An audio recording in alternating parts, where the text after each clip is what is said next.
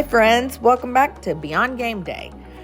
First of all, I just want to say thank you. Thank you for all of the love and the support, comments, the likes, the posts, the shares. It has all been very humbling, and I really do appreciate it so much. Today, we have got a guest by the name of Mary Beth Smart. You might recognize her as the wife of Kirby Smart, who is the head football coach at University of Georgia. They won the national championship this year. Just a small little thing. So again, I appreciate you, and let's get to it.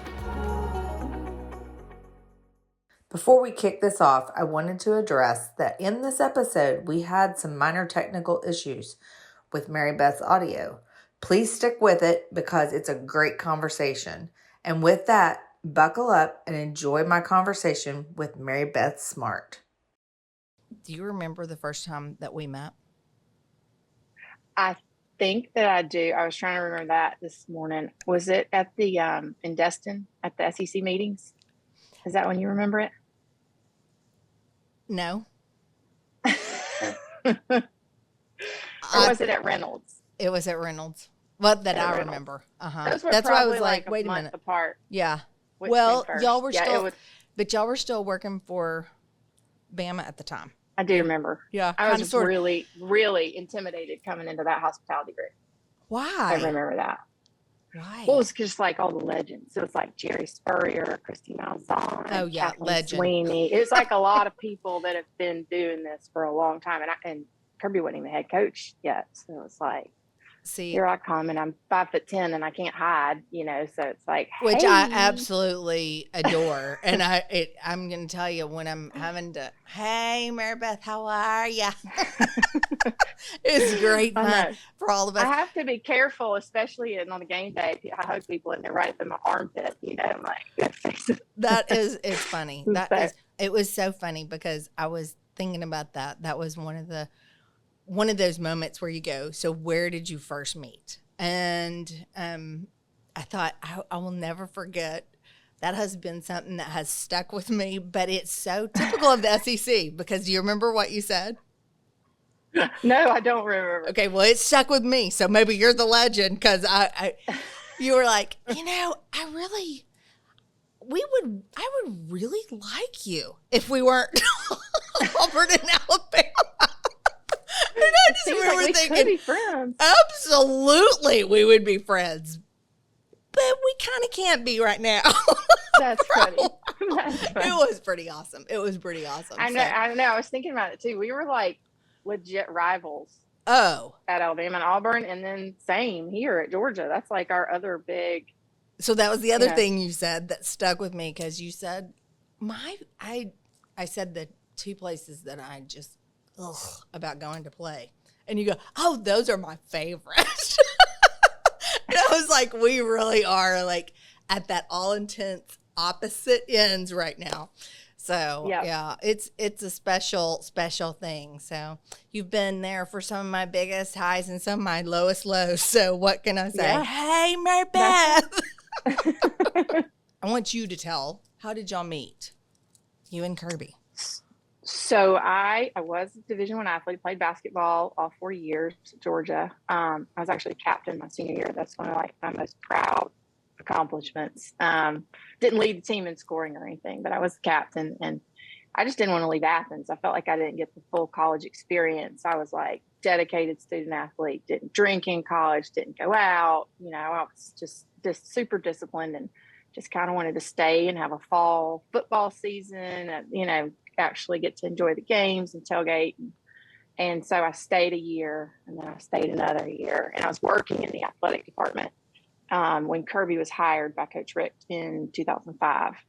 And I called myself the travel lady. I kind of booked travel. I worked in the business office, and I did a kind of whole combination of things. But I booked his flight. He was coming from LSU with Coach Saban, and I booked his interview flight to Athens or to Atlanta. And then it just was like, I guess I was his first contact, and he started just calling me for everything he needed. Where should I get my hair cut? I don't know, but it was just like, I should have known then he was just a little bit high maintenance. But he called me for everything. And then that just one thing led to another. Well, there it is. Yeah, But I do remember the first time I met him, he walked into my office and we had talked on the phone for like 6 weeks at this point. And I'd never met him. We didn't overlap in school. He's 6 years older than I am. And I knew he played at Georgia. I knew he was all SEC. I just assumed he'd be a little bit taller. And he walked into my office and I had on these 3-inch heels and I stood up and I was like, oh. I see you. I see top of your head. Oh, that's awesome. He is taller than me flat-footed, but not by much. So, well, that's okay. It was fast and furious. You get married and go to Alabama, correct? No, you missed the spot. We went to the Dolphins. Okay, so go ahead, fill me in. Yeah, so it was very fast and furious. I met him in January, but we really didn't start dating until May, maybe. So we had a summer, and then it's football season. Sure. And we'd have our Thursday night date nights, but then that was, as much as I'd really see him. And then Coach Saban took the job.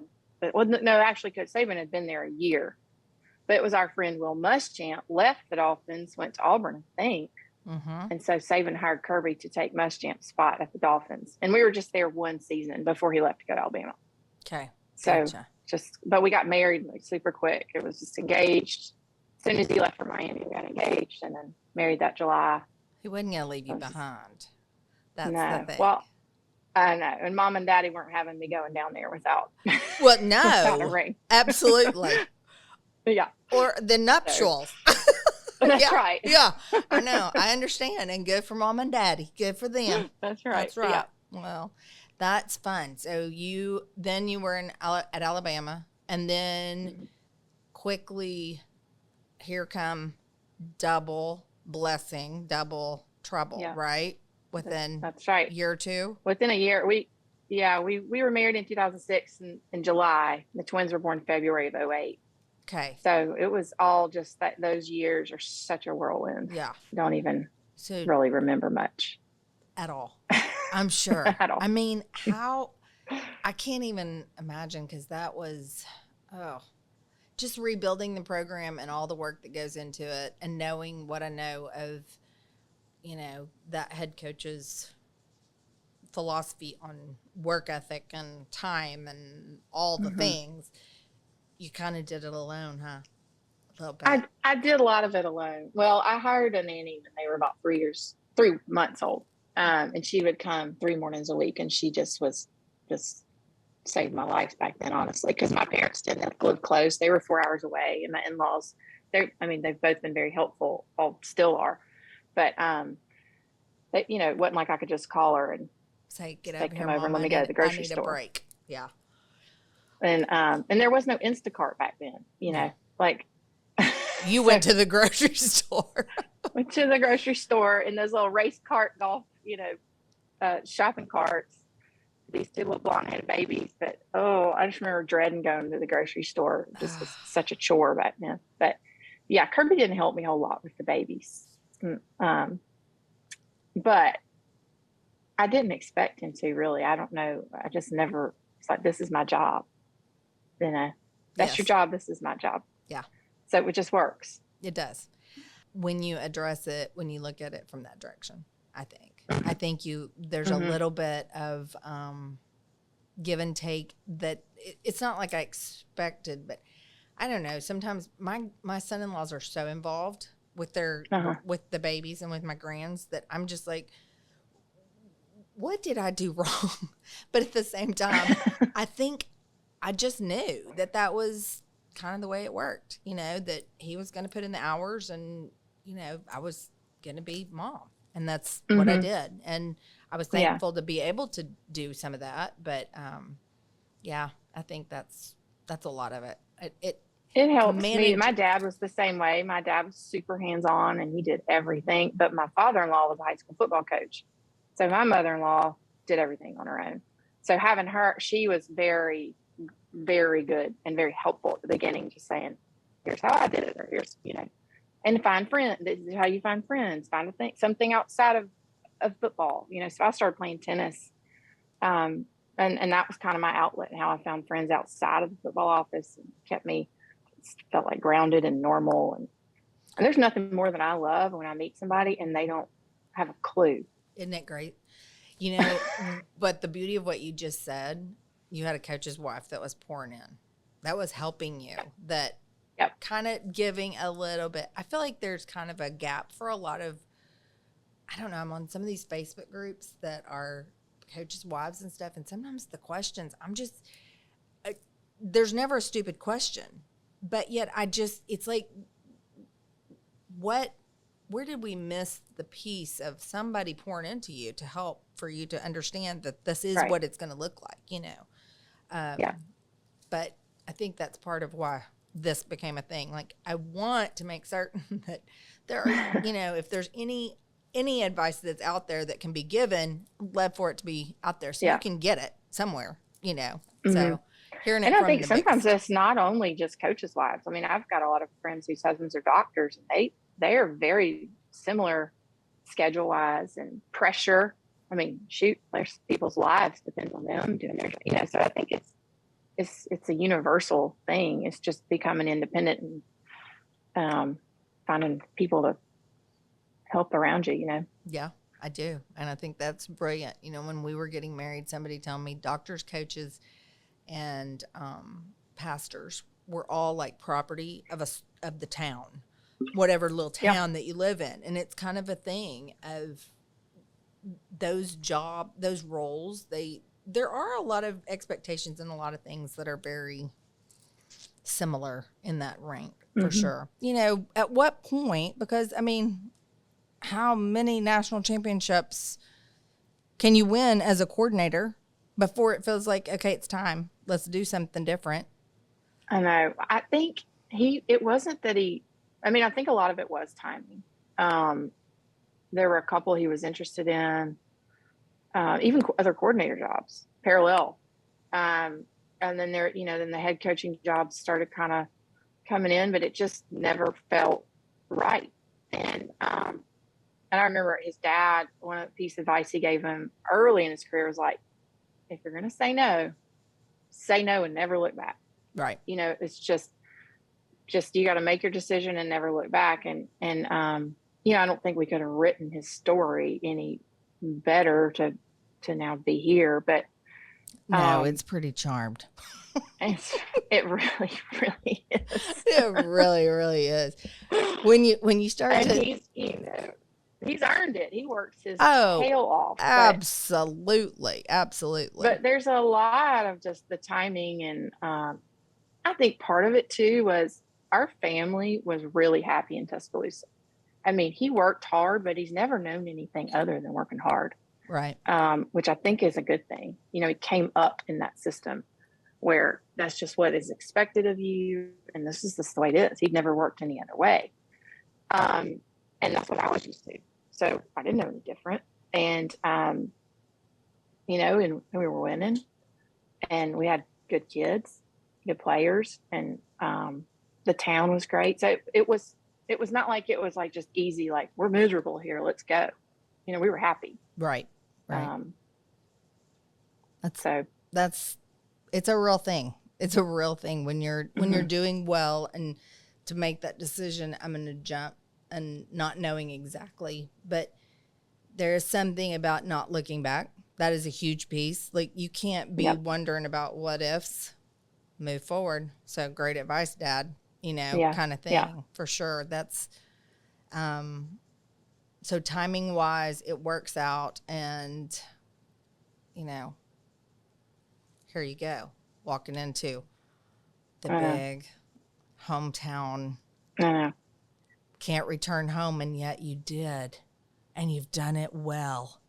What was crazy when Kirby first got the job, I was scared out of my mind to come back to Athens, because everybody that knew us in Athens knew us as like 20-year-olds, and now it's like, here we are, actual adults with 3 children, with everybody looking at us. And we're completely different people than we were back then. And so it just felt at first, especially, and I mean, there's still a lot, but it felt like such a fishbowl at first. And so I just kind of went into hiding for about the first year. I didn't kind of went into a little hole, just Yeah. kind of felt my way around. Going from the assistant to the head wife it's a whole thing. It's a whole thing. And it gives you a different appreciation for what your head coach's wife was doing, because there is so much that goes into it that is not 100%. seen, that is not seen at all. And it, it used to be, there's conversations, there's, I know one time guest looked at me, he was like, do you know how many questions I answered? Like, even down to what colors are we going to wear at practice? Like, that's something that, I got to, maybe I shouldn't have to, or don't, but it's a whole thing. Like, everything matters and everything gets decided through this office. And it's the position. It's not the person, obviously. And that's something that I preach to my kids all the time. It's the position, the criticism, as well as the praise. It's the position that's being praised, because at the end of the day, the next one coming in or the next one going out, whatever, they can be hired or fired and loved and cherished or hated and despised just as easily, because it's really not about you personally. It's more about your position.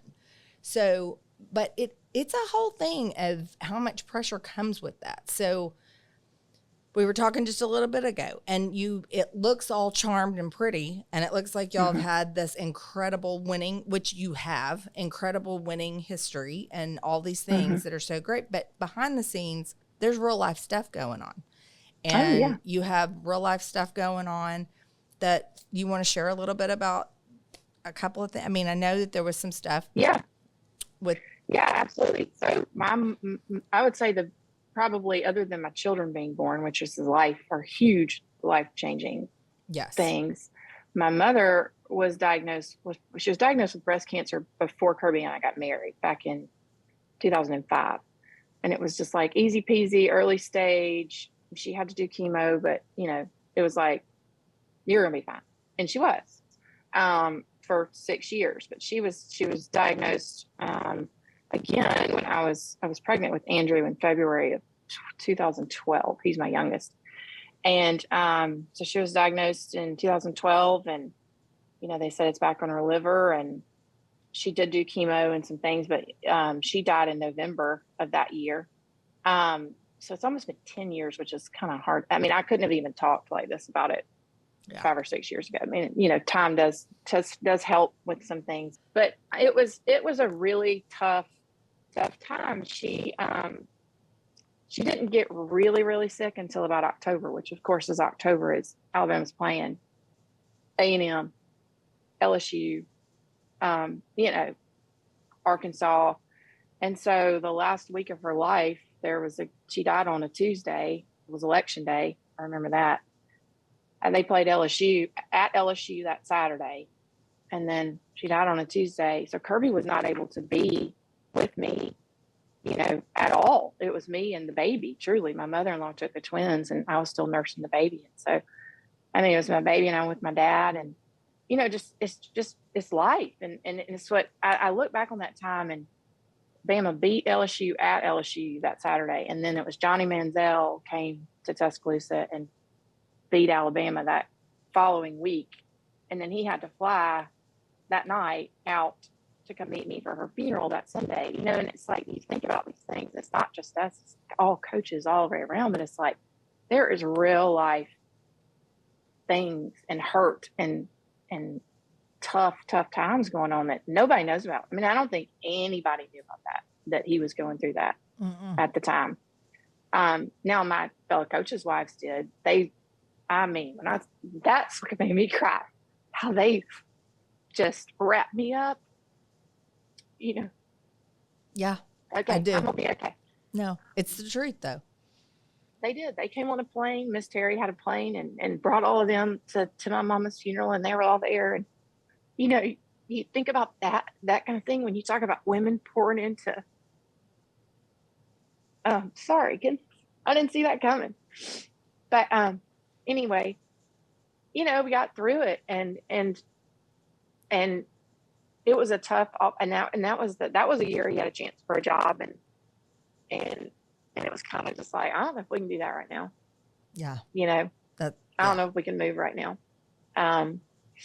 But, and in hindsight, it's like it all is a story. Like you say, it was a story written before it happened. But, so that was a tough year. And of course I'm postpartum, and, it's just like all the things, and carrying that baby around with me. He's like a bowling wrecking ball. He's a walking wrecking ball, but carrying him around, he went everywhere with me. So, that was a year. You went through all of that, and you're right. I think that's the piece, the beauty of when you talk about the doctors or your friends that their husbands are busy and doing. It's one of those things that I've always kind of looked at least our husbands do something where we get to participate if we choose to. And that's right. You have a community of women who get your life. They get it because they're living while, all of us have different things on the piece around it. At the core, we all get it. And there's really not anybody else. I was talking to my girls the other day and said, even our children don't understand what coaches' wives go through. Coaches' kids, they have a very real part too. And it's a whole nother story. And there's a lot of good and bad for them. But they still don't get a coach's wife life, which that's, it's still just, even though they're in the home and they're experiencing a lot of the same kind of things, they're experiencing it from a different perspective. So it's different perspective. And the kids are also in that phase where there's just, the world revolves around them. It's like they are the sun and the moon and the stars. Does that stop? I don't know. It's fun and glorious. I hope you're soaking up every minute of it. So, So then what happened? Well, you had another 4 or 5 years. Yes, I'm thinking, all right. So 13, 14, I don't really remember what years we won the championships. I know we did in our last year, 15, we beat Clemson, and we were in Phoenix, and we flew literally. That was the craziest. Kirby got the job at Georgia in December, right after the SEC championship, and then continued to work for Alabama through the playoffs. He turned 40 that December. I remember him coming home and us having a cake, and he was like, couldn't even blow his candles out. He's so tired. And the Cotton Bowl was in Dallas. That was the playoff game, and I didn't even go until maybe the day before the game, which I'd never done. I'm always all in on, going everywhere. But I stayed back and packed the house up. We actually moved right away, the kids and I, because I felt like I needed to be there for recruiting. And honestly, I'd never been away from Kirby. Right. We've never had to live away from him, and we just didn't want to. Sure. He didn't want us to. And so my kids, I guess the national championship game would have been in Phoenix on January 10th. And we flew on home to Athens that next morning with my older son puking his guts out, had a stomach bug. We get off the plane and now all the cameras are there and he's just green. It's like one of those things that you just remember about the day. So my kids started school in Athens 2 days later. So it's they were in second grade, and now they're going into ninth, which is insane to me. That is insane. High school. That is insane. And that we've made it that long here. Yes, it is. Because it was close, and it was close, and then there it was. And so, it's kudos to them for sticking with and hanging in there and knowing that it was coming. And, good things come to those who wait sometimes. There it is. So. And this year especially has been just so crazy, and was so much fun. So obviously. Much fun. That's what I was going to ask. But you know how it is when you're in a championship season. It's every game is bigger than the one before. It doesn't matter if it's the 10th game of the year or the second game. There's no margin for error. There's no starting over until you get in the playoffs. Once you're in, you're in. Right. But then it's a one and done. If you don't do it, you don't do it. And then it's, Yeah. So It's a every whole thing. game is just the pressure. It's like the bolt, like a snowball, just getting you pushing it down the thing, and it's just bigger and bigger. And then the fact that Georgia has done it for so long, the fans here were just desperate, and rightfully so, just desperate, because they've seen Auburn do it, they've seen Alabama do it, in Florida, everybody in our conference.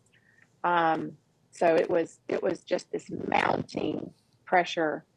And then part of it, and this is the other part that nobody knows, is my sister, who is 2 years younger than I am. She just turned 39, was diagnosed with breast cancer last August, she was diagnosed in June, started chemo in August. So it was like literally a football season of chemo for her. And hers was actually a different type than my mother's. They said completely unrelated. Hers was more aggressive than my mother's. So she had the worst, she had 16 chemo treatments in 20 weeks. And hers was literally, she said it was like a football gauntlet, just like every Friday she was going. It got worse and worse and worse, and build up. Yeah. Mm-hmm. So, but she's but it kind of kept me grounded a little bit through this like, we got Arkansas and they're 5-0 and they're coming in, and I'm like, but Annie, that's chemo. Thinking like this, what really matters here, is my sister. Right. And I'll skip to the end and tell you she's doing great. Awesome. Thank you. She's doing really great. But the craziest part to me, God has a hand in everything, but she calls me in maybe October, and she's in it. And, she was just beaten down, and she was really, it was rough. But she's like, okay, they scheduled my surgery date. And that's the other blessing about us being at Georgia, is she's an hour and a half away. She's got 2 girls. I was able to, help her husband and be there, truly be there for her. And my in-laws were helping me while I was helping her. We're all just right here. But she said, my surgery got scheduled, and it's January 10th. And I thought, okay, well, this is like middle of October. We're like 8-0 maybe at the time, but it's lining up on that January 10th. You're kidding? And she's like, no, what's January 10th? I'm like, that's the national championship game. She's like, okay. I'm like, you can switch it. She's like, no, I'm not going to switch it. Like, this is what it is. She just, she just has felt like all of it was meant. She just meant to take it almost, Yeah. I kept saying, you don't have to be a martyr. Change the dang surgery. But anyway, so her big surgery was literally on the day of our national championship game. And it just added to everything, to the emotions of the game. I mean, the whole day, we have a suite. One of our doctor's wives is a yoga instructor, and we did a game day yoga. It's just such a long day anyway. You're just waiting around all day. It's miserable. And we had a prayer for her and prayer for the team. And, but it was just like such an emotional day. I remember meeting some of our college buddies down in the lobby for a burger at lunch. And one of my friends just saying, how are you doing? And I'm just like, woo! Just cried all day. I just cried the whole day. Emotions are so high anyway. I mean, it's just so intense. Like you feel it for them so much, for the Hubs so much, that it's intense there. But then you add that, like you said, real life. If you take everything away at the end of the day, obviously our families and our friends are way more important than what we do. That's thing for entertainment, which is great. And I'm so thankful for that opportunity. But, but then sometimes it just happens to be that everything's on the same day. And but I was able to take her oldest daughter with me, and my dad was with us. And, so we had some sweet moments, and she texted me I wasn't expecting her to, but it was like 30 minutes before kickoff. She said, I'm back in the room and I'm okay. Love you. And I was like, all right, let's, and then the tears stopped. So I was like, she's okay. She's okay. It was now, Kirby, do your job. That's right. It was like, they got the good news from the surgery, like no cancer remaining found, so it just was, it was like a relief, and it almost felt like, all right, we're about to go do this. Yeah. Yeah. But she just missed the whole thing. And that's what she's like my best friend. She calls herself Pippa, which is like Kate Middleton's sister. Yeah. She's just like that person that is always with me on game day. It's like, you need to put on some lipstick, or let me hold your purse. It doesn't need to be in the picture right now. Or, Yeah. she's just kind of, let me take so-and-so to the bathroom. And I've just become reliant on her, and she wasn't there for any of it. And so it's like, my kids are older. Thankfully now they're a little more self-sufficient, but she's just kind of been that person that I rely on. And so to not have her there with me for all of it was sad too, but she's doing great. Her hair's growing back in all curly. And she looks like my mom did with her perm in the 90s. So it's a whole thing. She's coming to every game this year, she says, so it'll be fun. Rejoicing. Yeah. We're gonna just, I can only imagine, but that is a thing. My sister and I are very close, and they were with us in Auburn, and she's still there. She's an assistant principal at an elementary there, and it is one of those things that I miss having. I'm like, find your game now. I need to know that you're going to be around. So it is something that's kind of special. I'm super thankful to have a sister. Yeah, me too. But yeah, so it's part of our story, and she wouldn't have found her so early if it hadn't have been for my mom. So it's just, all there part are of it. Silver linings in all of it. Yeah, little bitty. Okay, so without doing all the cliche, this, that, and the other, was there anything that you learned this year with the winning that you weren't expecting? Was there anything that kind of was like, wow, that was a little more than what I expected? That's a really good question, and I don't know how to answer it.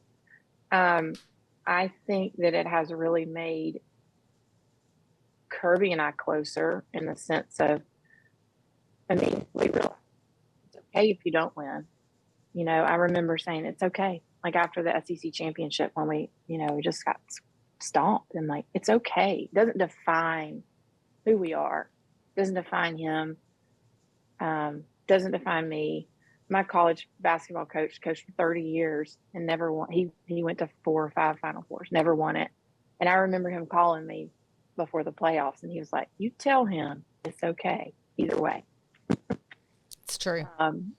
It's true. Yeah. And it means a lot to a lot of people, and I'm sure I'm glad we won. But, I think that throughout that pressure building, just taking deep breaths and I'll tell you this too. We've learned in our first year here, when I think we were 7-5 in the regular season, like, you better think and enjoy every single victory, because it's not easy. No. So celebrate every single one, whether you're supposed to win by 3 touchdowns or not. Yep. Celebrate them all.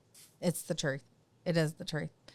It's a good word, because it is, I say so often, it is not who we are. It is what we do. That's and right. It's fun what we do, and it matters a lot. But at the end of the day, the X's and O's, if you saw any difference, and I'd say for us, it truly state championship, national championship, granted head coach, assistant coach, but when we went, it's all relative to where you are, but it really is very, it's hard to, I remember Pam Roof and I walking in 2010, he was defensive, we were offensive, and we lived close, and we would walk in the afternoon sometimes, and she just said, it's just one of those things, you just want to like bottle it and make certain that you're enjoying the journey. And Gus talks about that all the time, that he wishes now, after having done it, and been in the possible, that you get to the end, you kind of want to enjoy it. You want to make certain that you're having fun while you're doing it, but that you're consciously paying attention to, wow, that was kind of cool. That was kind of fun.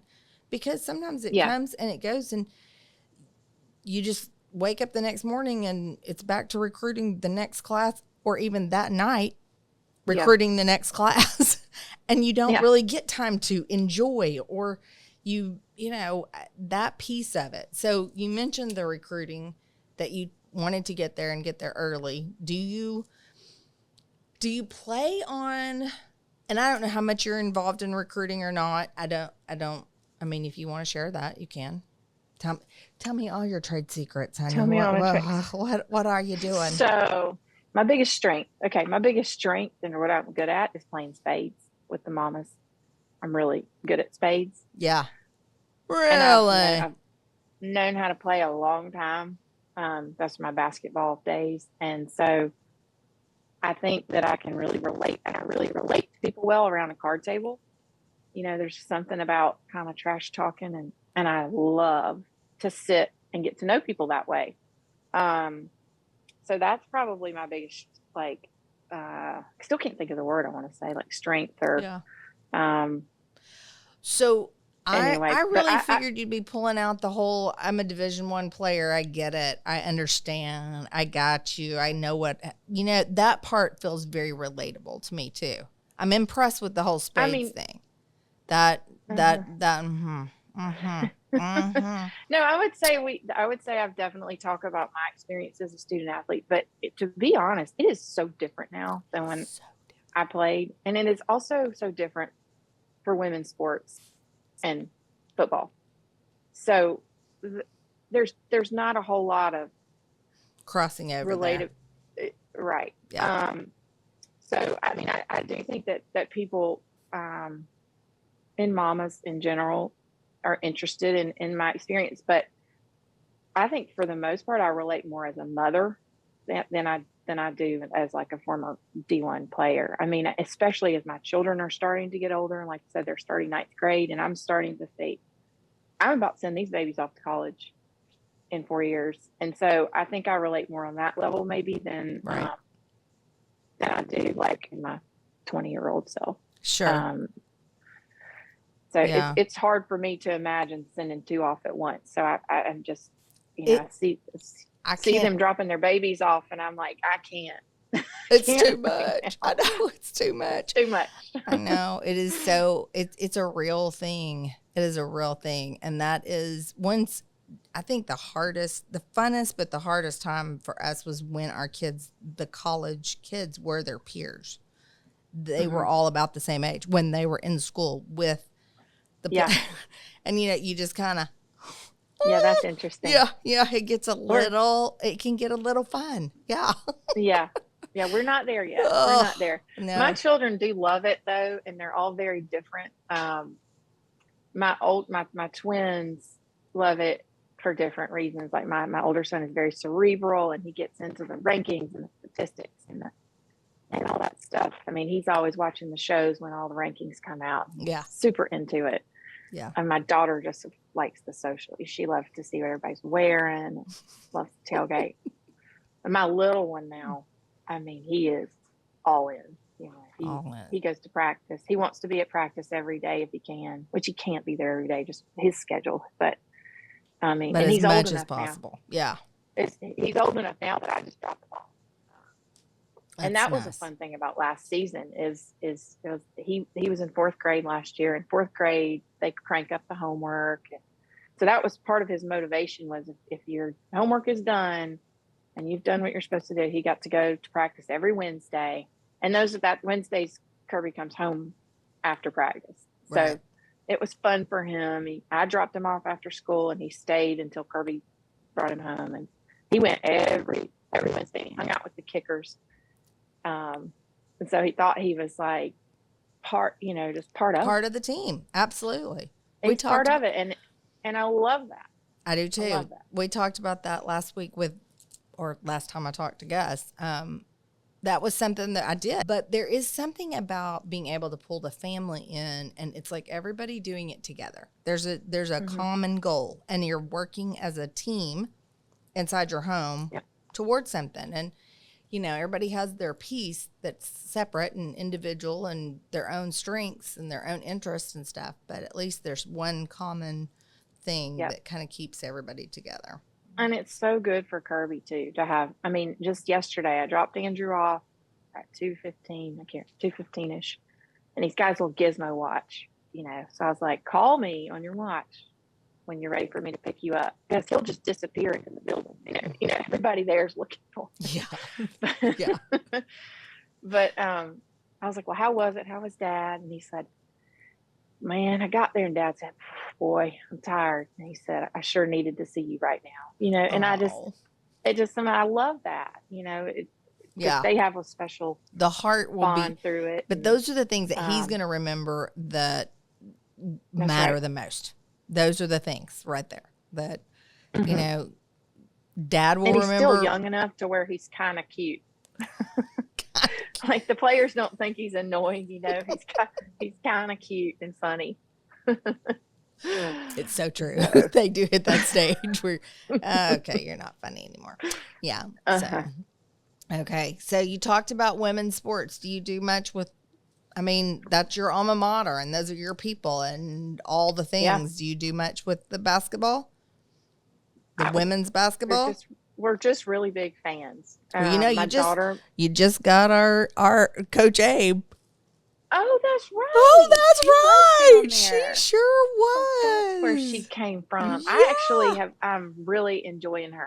I'd not met her before she got the job. So I'm really glad they're here. Yeah. And her husband's great too. Yeah, they are sweet people.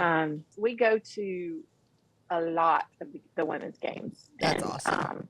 We're just big fans and supporters. And I've talked to Coach Abe, and we texted the other day. She wants me to come speak to some recruits. You know, anything, and Kirby's the same way, anything we can do to help any of our teams. Sure. Where I sometimes I feel like, do they really want to hear from me? Like, I don't know. It seems kind of funny. They do. But, you know, I love the sport and I love to be around it. And anything that I can do that my kids are also interested in, then I'm there. Yeah. You know? Yeah. Staying focused and relevant with your children as long as you can. That's right. That's right. Fun. Yeah. Besides being relevant to say, are my clothes clean? Can you get me something to eat? It's like doing something that's fun too. That's important. Do we have time for me to ask you a question? You sure can. Okay. So I'm just curious because you got a lot of more years than I do right now. How many years has Gus been coaching? 32. We're starting 32. Mm-hmm. So you're about, I'm starting, I guess, my 17 as a coach's wife. Yeah. So you're almost double, which is crazy. I am almost double in a lot of ways, except for my length. Right there's a whole other thing. What is something fun? Because I think I'm still struggling with my role as head coach's wife in a sense of I'm just not like a number one. I'm a great number two. You know what I mean? And so I have, especially with the ages my kids are, what are some fun, like, give me some ideas of something fun you do with your coaches' wives or your staff to get them together? Because I've got some new ones this year.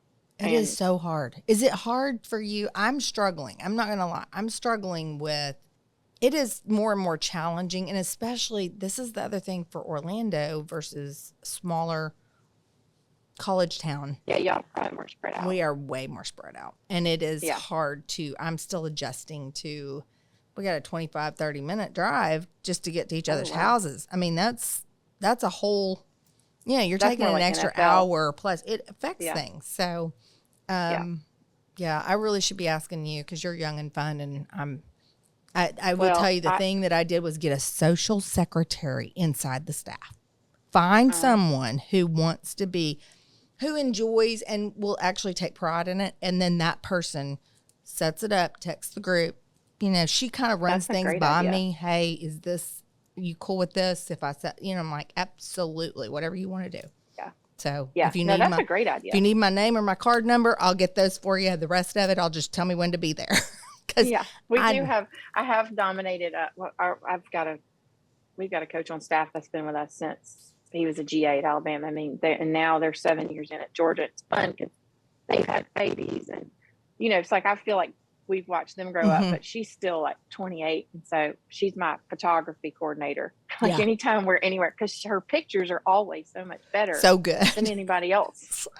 You have the newer phone, or do you just know how to use that camera on that phone? What's going on? I know. I need a social coordinator. That's what I do. I truly. So. Well, I think that's why it's important. I would give that advice to any coach's wife out there is make friends in your town outside of football too. Absolutely. Because I just think it's important. It's always been important to me to just have that outside. I love my coach's wives, but you know, I learned this early in my career too, is you don't have to be best friends with everybody on the staff. You know, it's like if you have one on the staff that is like, you truly, you know, like one real friend, you're lucky, you know. Especially college ranks. I will say the biggest difference in high school and college for me was that seeing people being able to be fired by position. You know, because most of the time in high school, it was a staff, or you didn't get fired after a game. You Right. didn't get fired. You made it through the season. People may be griping about you, but you weren't getting fired after, you know, a bad game or something. It's different. Right. And everything you say, you know, it just finds a way back to. And so it's a whole, it is nice to find somebody who really, one of my best friends forever will be someone who literally, she's like, now explain this football thing to me again one more time. Best people in the world, because truly they don't care. They don't, you know. Yeah. I think she's and been they're to one probably game. cheering for you now wherever you Yes. go. Yes. And that's how, I mean, two of my best friends in the world still live in Tuscaloosa. And, you know, they were like, our husbands are at the game in Indy, but we're home cheering for you. and it's nice to have those people that, you know, love you for you and not, like we say, what we do. What your position is. It's the truth. Mm-hmm. It is the truth. Yeah. So, okay, Mary Beth, I appreciate you so much. And thank you for coming on. And it was good to talk to you. I can't wait to rate, review, subscribe, all the things. All the things. Like, I didn't want a job, but here, look at me. I'm trying to get a job. Well, good luck this year. Thank you so much. You too. Cheering for y'all. Okay. Talk to you soon. Bye-bye.